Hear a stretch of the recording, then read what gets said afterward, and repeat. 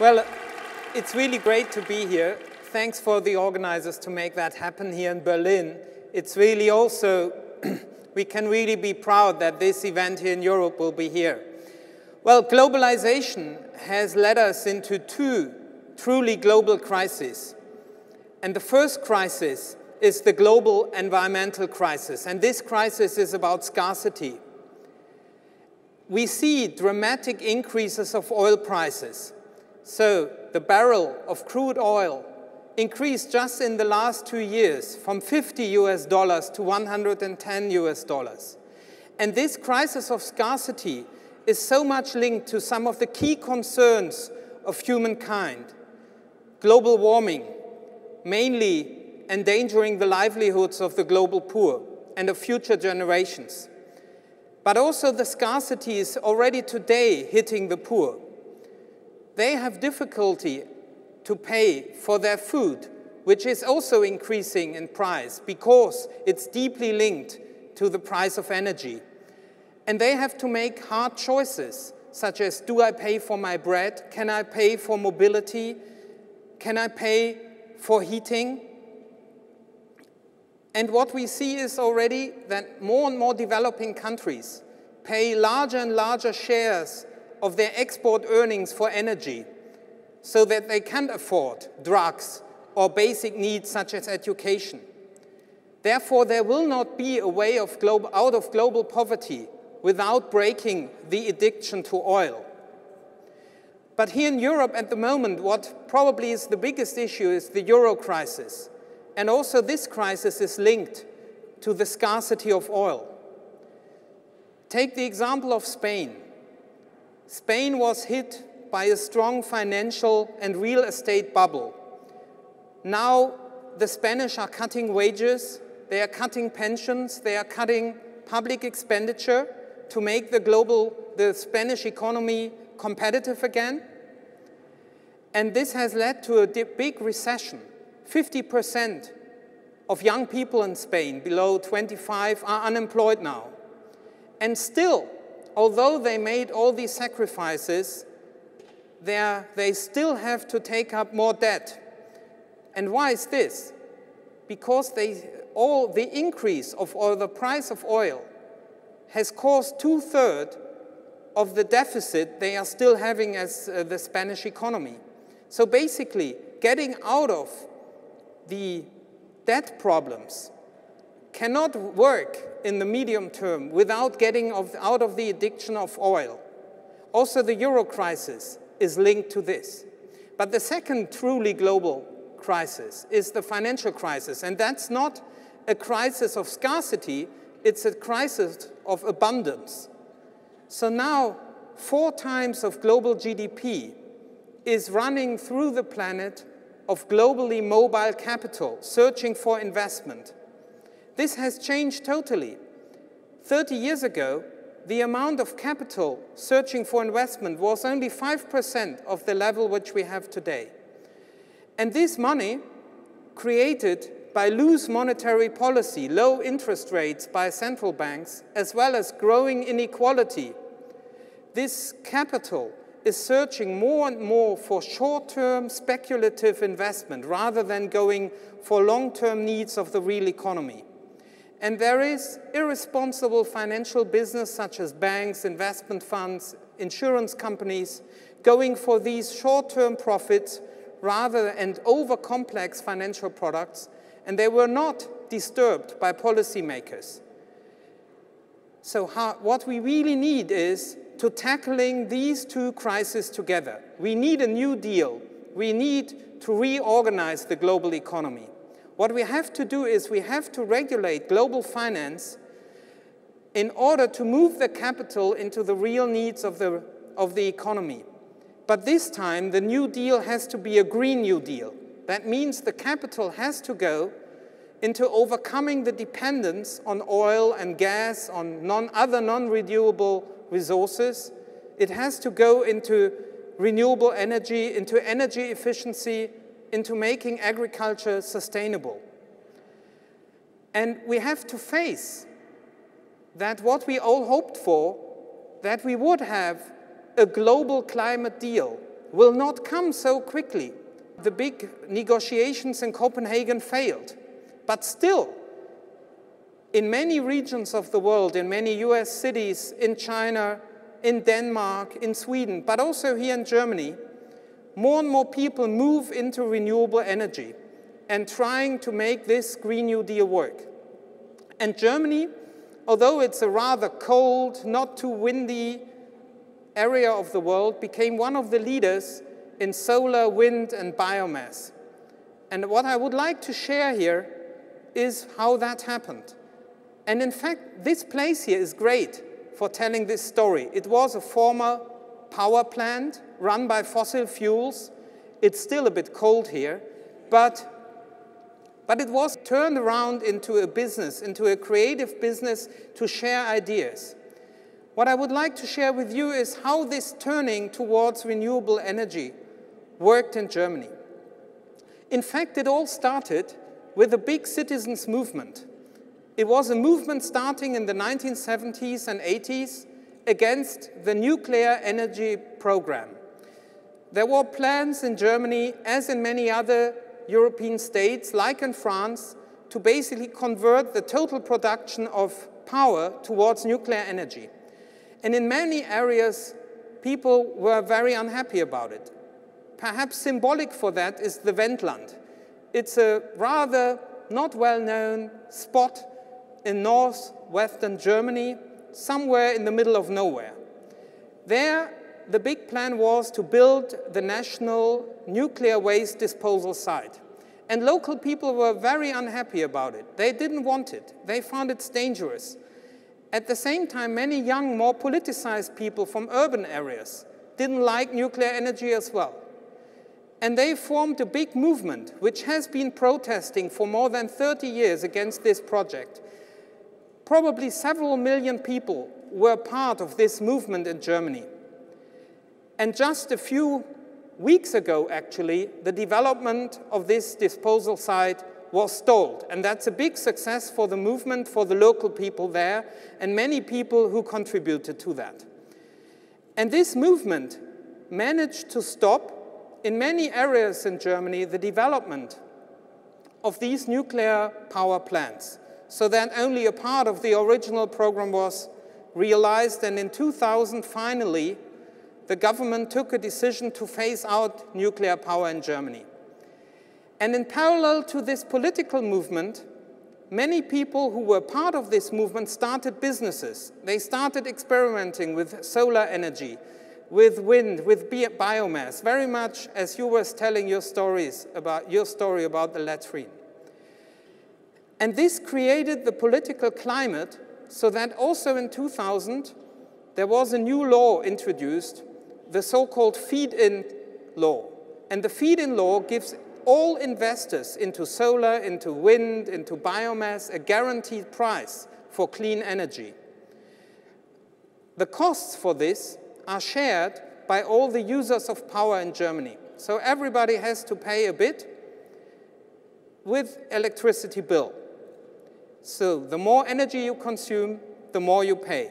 And this created safe investment conditions for investors into renewable energy in Germany. And this led to a dramatic success. If you look to this figure and this graph, you see at the bottom the development of hydrogen, so water-based renewables. But the pale blue is wind energy, the green biomass, and the yellow solar. And now 20% of total power needs in Germany are covered by renewables. And that's, for such a country so small and cold and not that windy, a big success. The prices for renewables fell dramatically. So now we are seeing that rather soon period of time, renewables will be fully competitive. We do not have to think about developing new types of nuclear power plants. We have a study showing that by Prognos, which is very much a mainstream company, that Europe can by 100% be run on affordable renewable energy because the technology is being developed. In Germany, this development has created 380,000 jobs in renewable energy. Companies are mushrooming. In the environmental sector, totally, there are 1 million jobs created. And this all has led that investment was led into rural areas which are having problems keeping their population in their region. Take the case of another region in the northwest of Germany, Ostfriesland, which is just next to the Dutch border. This was an area shaped by poverty and very little economic development. There was a bit of tourism, but it was a spot of long-run poverty and unemployment. Kids in Germany tend to make jokes about Ostfriesen.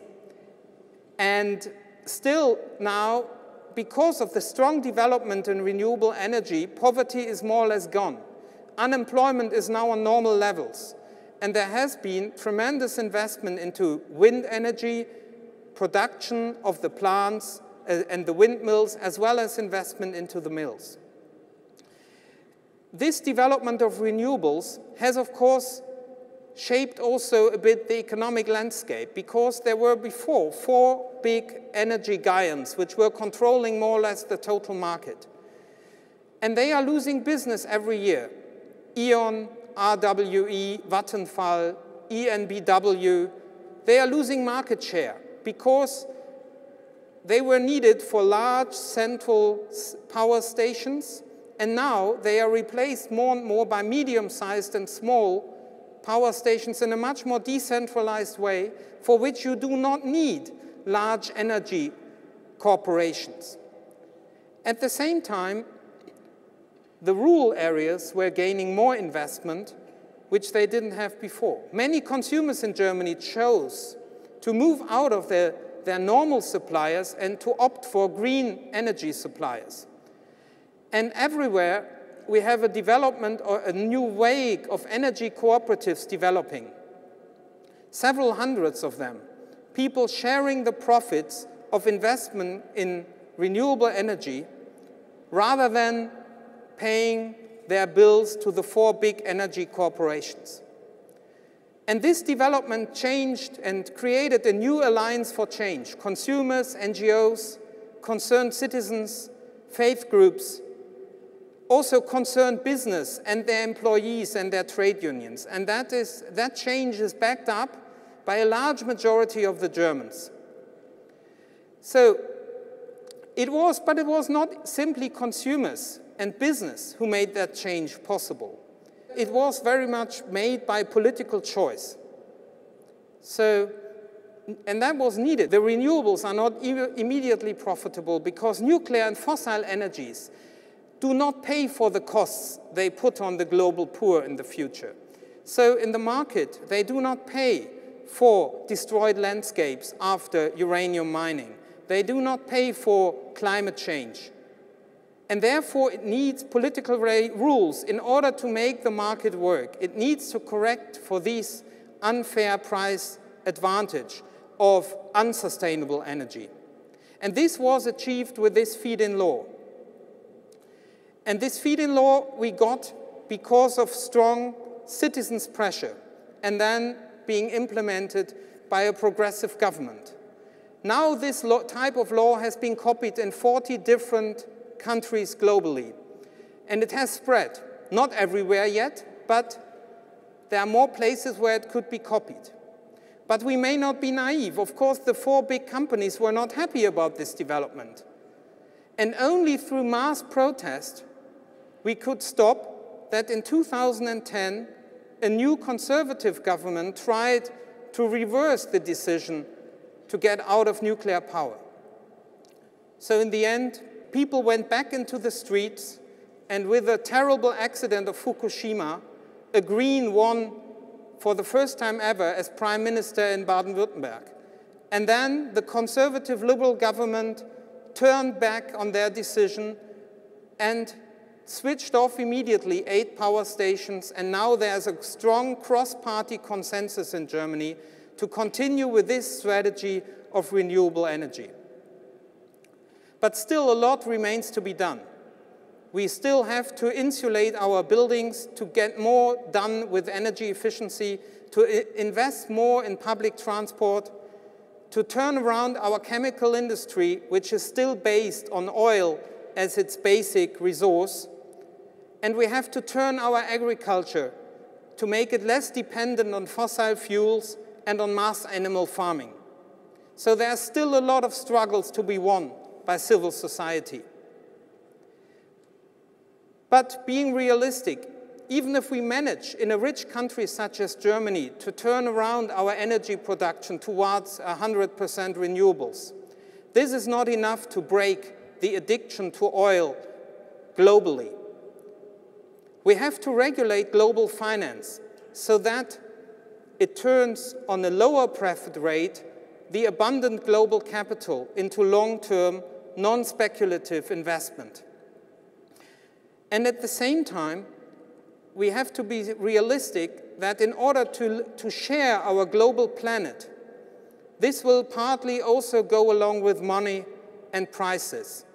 And if we have to and want to share the globally limited environmental space, we also have to limit inequality, because otherwise this sharing, such as through eco-taxes or global emissions trading schemes, would mean that the global poor are cut off the limited global space.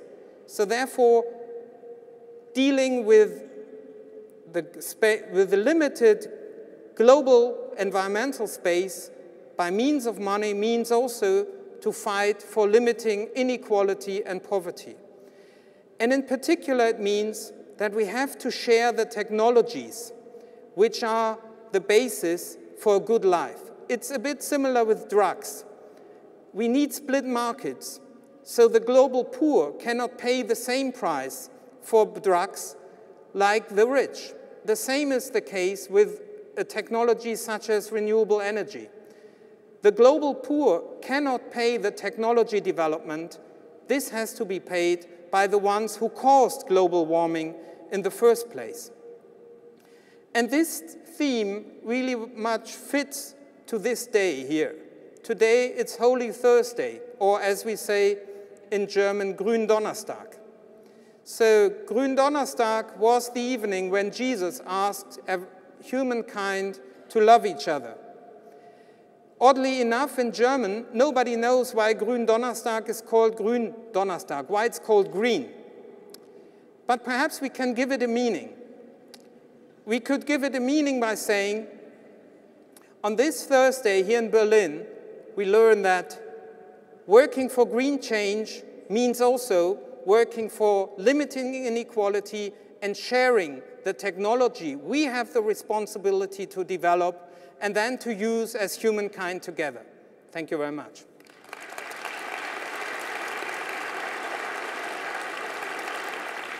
So one question for you. I mean, everyone, I would imagine, in this audience would like to see a future with more renewable energy. They also want to see a future with less poverty.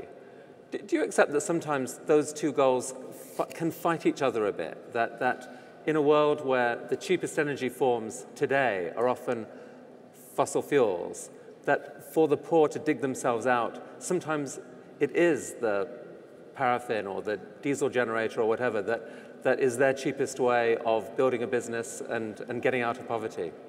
Well, I would agree. This is not something which can happen from day one onwards, but we have to see many areas in the world don't have electrical power. And renewables allow to build decentralized systems of power generation without building a national grid. And investing into a national grid is very expensive. So very often for developing countries, it's actually cheaper. If they would gain access to the technology, it could be cheaper to build a system on 100% renewables, while we in the richer countries have to rebuild the total system, which was not built for renewables. So at the moment, in Germany, we have a big problem with our grid, which was built for coal and nuclear and not for renewables, and we lack the storage facilities. But of course, first there will be the use of oil, and the technology not for everybody is there already. So I agree, it takes some time, But I think it's the globally rich parts of the world which have to make this investment into developing these technologies and make them cheap enough. And if you were a citizen in another country, say America, and you cared about this issue, I mean, it seems like the cards are stacked against trying to make change in this area. There's a lot of powerful interests. It's fallen off the political agenda. What could someone do? Well, actually, there are many friends in the US who are working very hard on this, and they have success. So look at California. It has huge programs for renewables, and there are many cities who have decided to move towards renewables. So there's the Blue-Green Alliance, which is trying to link workers and businesses to get investment. But I think what you can do is invest in this. If you have money to spare, you can invest in renewable energy, and therefore the more people start changing, the faster the development goes. So I'm less skeptical about the US, because in the end, I only see that president after president announced to build new nuclear power, and people don't want to invest in it because they see in the long term the renewables will win the race. And the ones who invest now in coal and nuclear, they are building that investment because it will not run for 40 years. The renewables will win, I'm sure. Thank you, Sven. Thank you very much.